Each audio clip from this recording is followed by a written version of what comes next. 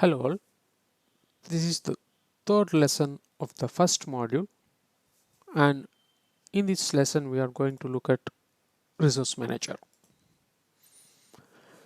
So if we look at the overview of this lesson, we'll start with having a look at what is Resource Manager and what are all the terminologies used in Resource Manager and what are all the resource group deployments and resource logs. How do we move resources between resource groups, and how can we remove resources and resource groups, and finally we will have a demonstration of those things as well. So if we have a look at Resource Manager, it basically provides a consistent management layer. What it means in practice is that whenever we are interacting with any of the Azure resources, either it be on-prem or cloud, we will be able to have a similar management interface. We can use same set of tools like Azure Portal, command line, or SDKs from Visual Studio, Python, or any other language which you prefer. So it will have a common Resource Manager API, and every interaction done on top of the Resource Manager API will be consistent across the environment. Here what I mean on-prem is that we have a product called Azure Stack, which is on-prem deployment of the cloud. So whenever you are deploying it either on Azure or Azure Stack, you will see similar management interface. And whenever you are trying to do some operations, you can do it on single individual resources, or you can do it as a part of multiple resources inside a group as well. For that, we can have predefined templates for entire resources of your application, and you can seamlessly deploy, update, or delete everything in a coordinated fashion. Additionally, it provides many other features for security auditing.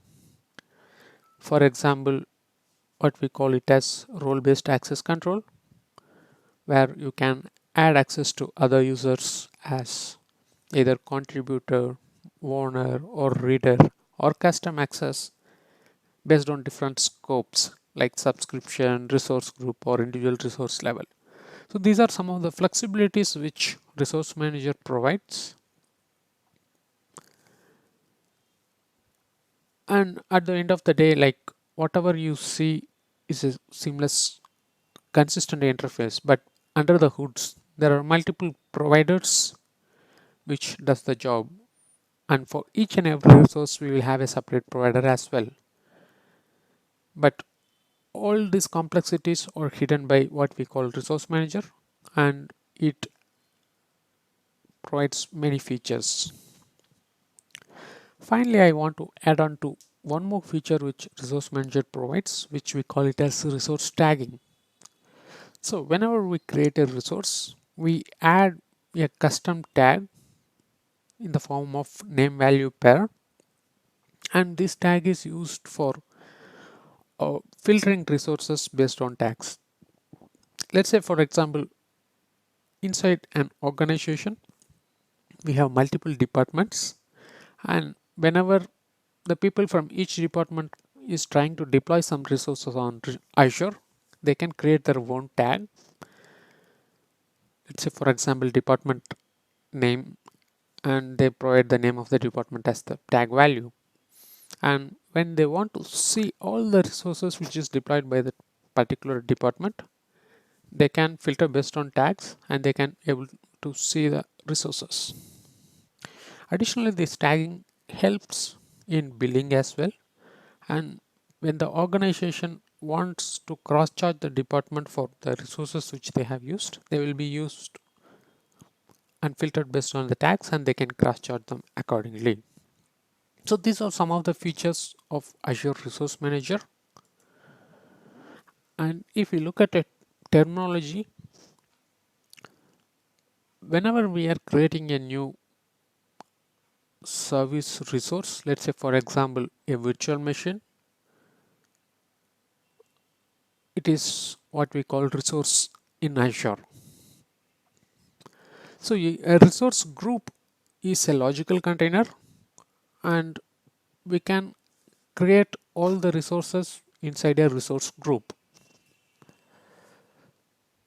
Say, for example, whenever we are creating a new virtual machine or web app, we have to create a resource group, and under that we have to create that particular resource. So a resource manager template is what we call a JSON file that helps us to declaratively describe a set of resources.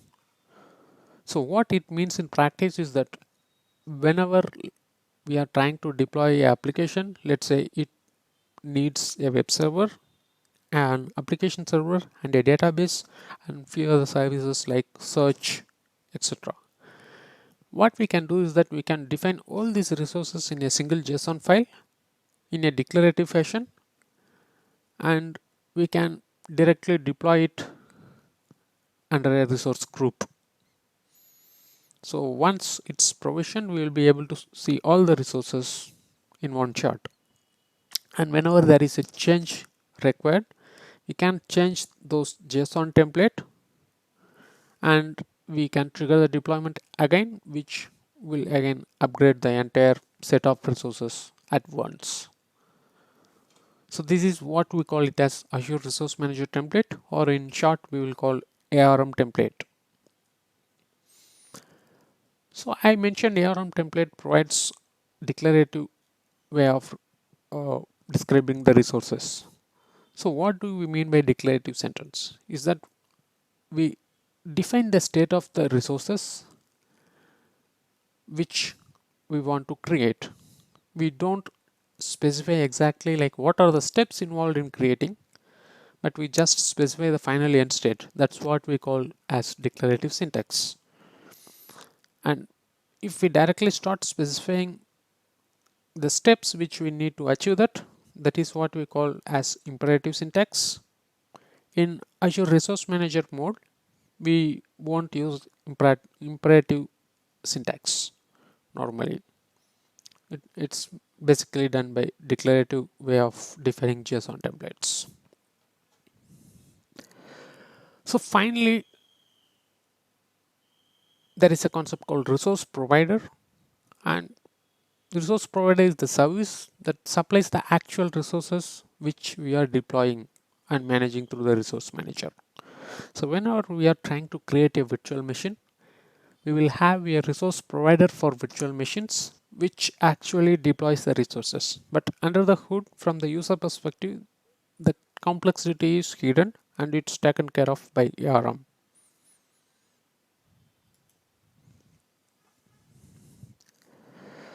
So if we look at the hierarchy of the resource groups and deployments, under a subscription, we have one or more resource groups, which is again a logical container. It's not the actual resource, but it's a logical container which holds multiple resources. And whenever we are trying to create a new resource, either it be web app or logical app or Cosmos DB or any other resource, we have to create it under a resource group.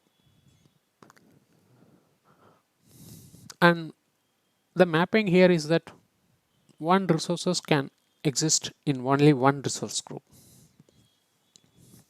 And once we have created a resource group, it can be renamed,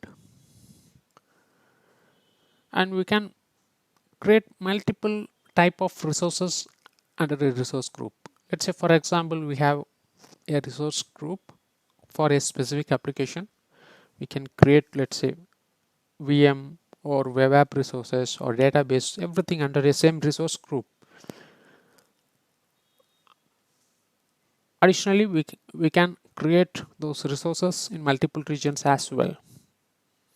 For example, in an application, we might have to deploy that in multiple regions. Let's say, for example, one set of application is deployed in East US and one set in Asia Pacific.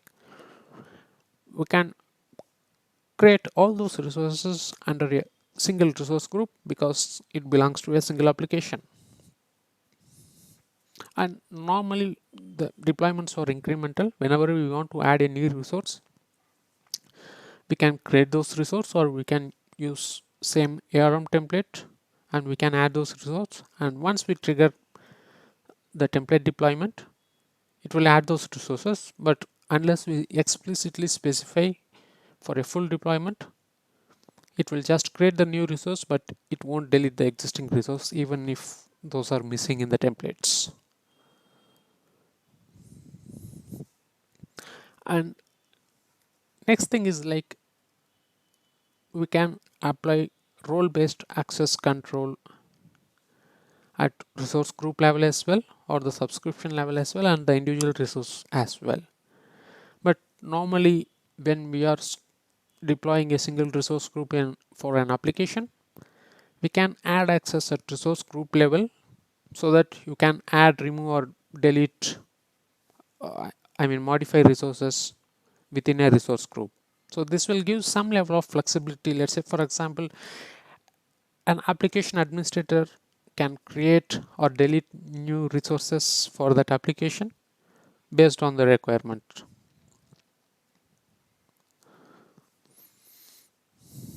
So additionally, coming to the best practices of creating a resource group. So whenever we want to scope similar set of resources with similar life cycle, we will keep it under a resource group. In the example of a single application, the life cycle of the application might be similar and we have the common set of resources. So that's why we normally mention that for an application you can create a resource group and create the resources. But let's say an application can come and go, but the data should be persisted forever. In that case, the life cycle of the application has two different set of things. One is that non-persistent application which can come and go, and persistent database which have to live forever. So in that case, we have to segregate the application into two different resource groups, one only for the application resources and one for the database, because the life cycle is different. So that's how we normally design a resource group.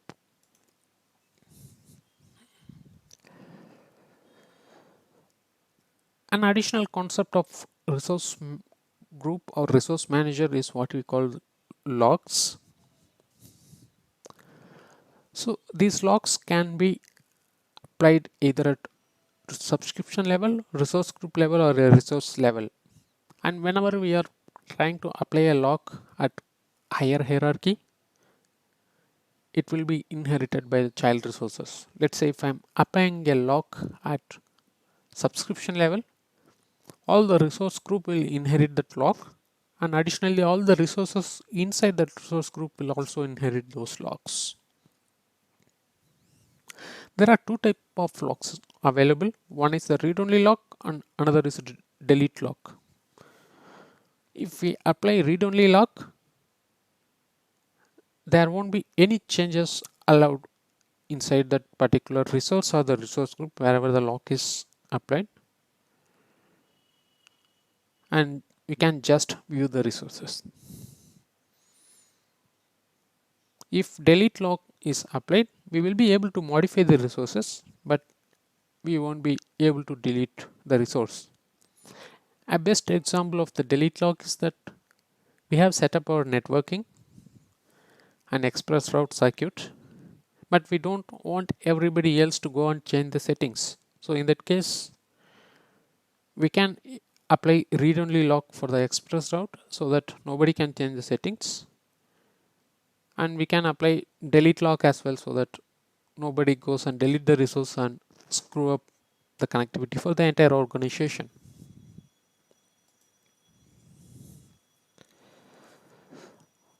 So we have an option to move the resources either within resource group or to another subscription as well.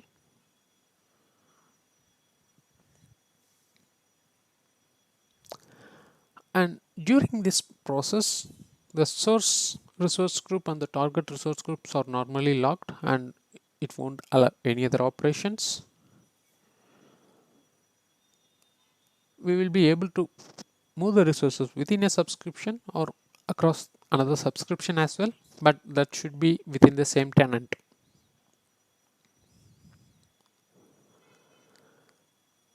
Not all the services can be moved easily. Some of the services which we can't move is, for example, domain services, express route circuits, and site recovery services. So those can't be moved. And even if some of the services can be moved, let's say for example virtual network, we need to keep in mind that there might be some dependencies for that resource. So in that case, we have to remove those dependencies as well. Let's say if we are moving a virtual network, it might have already connected with some VPN gateways. So in that case, we have to move VPN gateways as well. Otherwise, it will fail.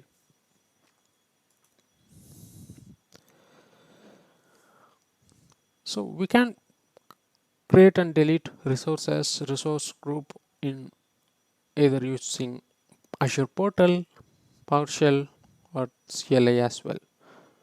So if we look at PowerShell, we can use command like remove AZ resource group and provide the resource group name.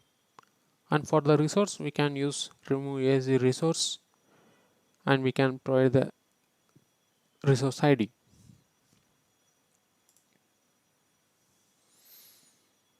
Now we will have a look at how we can do that as a part of demonstration.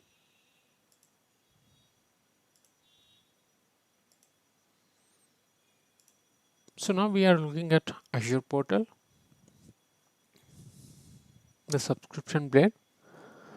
So what I'm going to do now is I'm clicking on the favorites option for the resource group. And if you look at the search results, I have two resource group currently, one in Central India and one in East US. Now I'm going to create the resource group from Azure Portal Experience. I'm creating add. It asks for few details like please choose the right subscription so that I can deploy the resource group, and I have to provide resource group name. I use name of RG01 and I can choose any region which is provided by Azure. Let's say I choose South Africa North, and this is what I have mentioned as resource tags.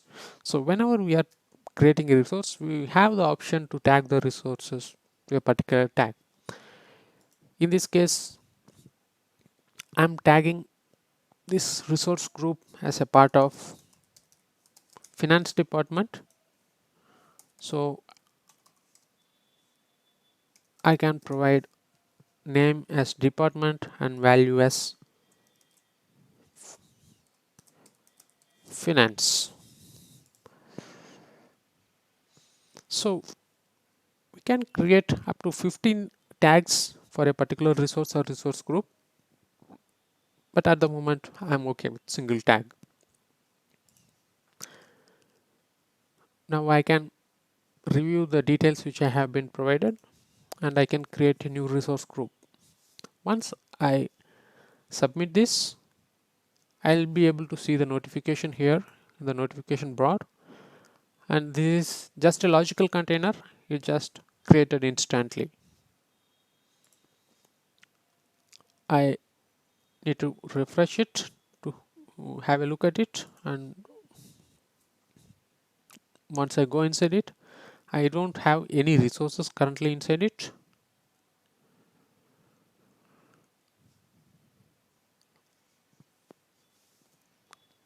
So I have an option of creating resources under the resource group by clicking on add. If I want to delete the resource group, I can click on delete, and once I deploy the new resources, I can click on refresh to have a look at what I need to, what I have deployed. And this move option helps to deploy the resource group. So either I can move it to another subscription or another resource group as well. Since I don't have any of the resources here, I don't have this option enabled. So basically what I need to do is that if I have 5 resources, I can click on select multiple resources, and I can click on move, and I can move those resources into different resource group.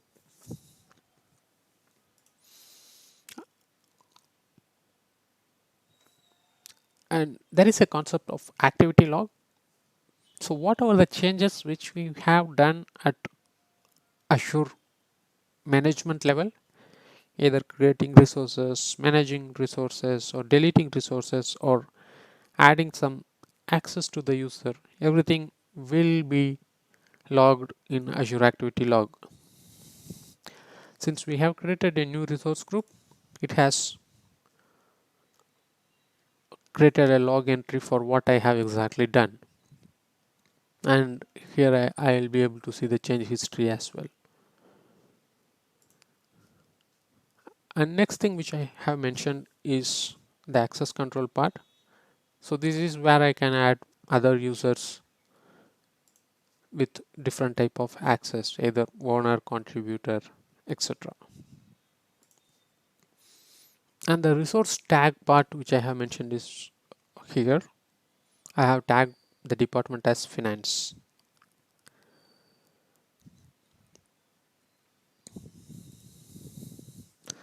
So one thing which I want to touch upon is concept of deployments. Whenever I am trying to create new resources using resource manager templates, it will create a new deployment which will modify the state of the resource group.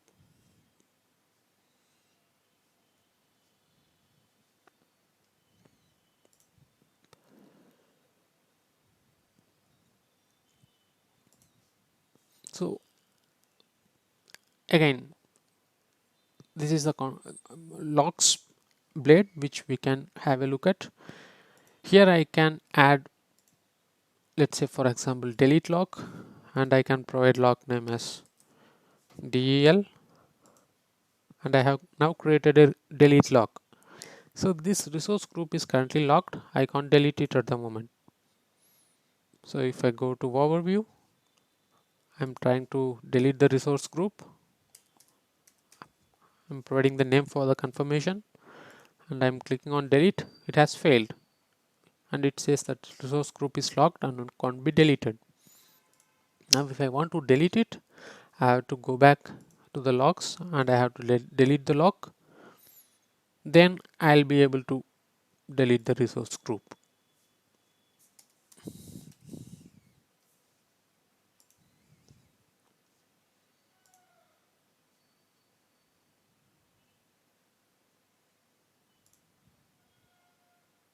Now it's deleting the resource group, and after a while I'll get success message.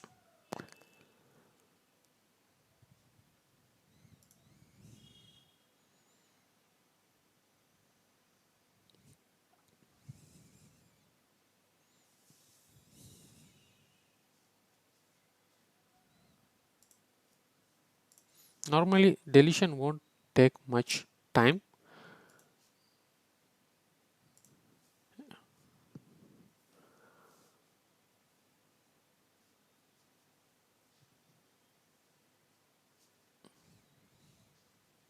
Okay, so it's taking longer than usual, but this is how you need to uh, manage the resource group. Yeah, now it has deleted it, and if I refresh it, that resource group has gone away.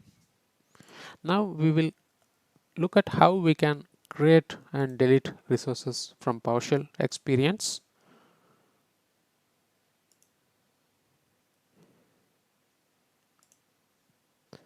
So currently you are looking at my PowerShell ISE environment.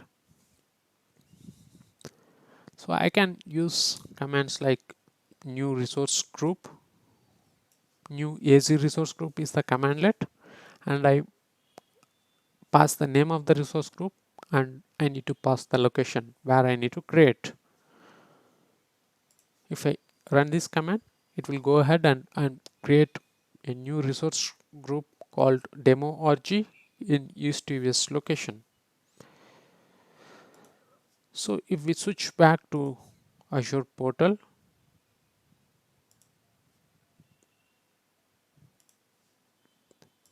we will be able to see the new resource group called demo.org in the location EastUS.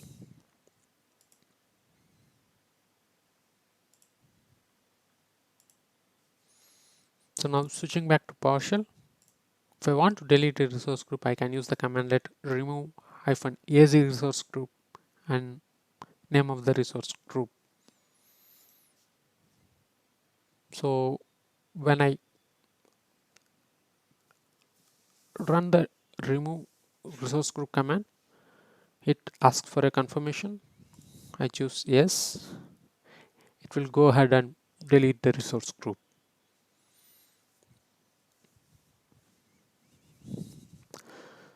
So that's how we can manage the resources and resource group in PowerShell as well. And additionally, if we want to apply some other options like tags or the logs, we can pass additional arguments as well. Or once, even if we have created the resource group, we will be able to modify those resources as well using different commandlet. So that's how a resource manager look like, and that is how we can manage the resources using both Portal and PowerShell. So that's all for now. Let's meet in the next lesson. Thank you.